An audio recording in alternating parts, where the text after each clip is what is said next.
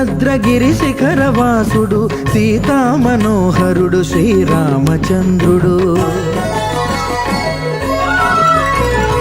ఆదిదేవుడు భద్రగిరి శిఖరవాసుడు సీతామనోహరుడు శ్రీరామచంద్రుడు. నాతి సీతను గూడి నారదాదులతోడి వీర వెంకట సత్యనారాయణ వ్రతము వేడుకలరగజేయు చూడగా రండి, దేవదేవుని సత్యదేవు పాడండి.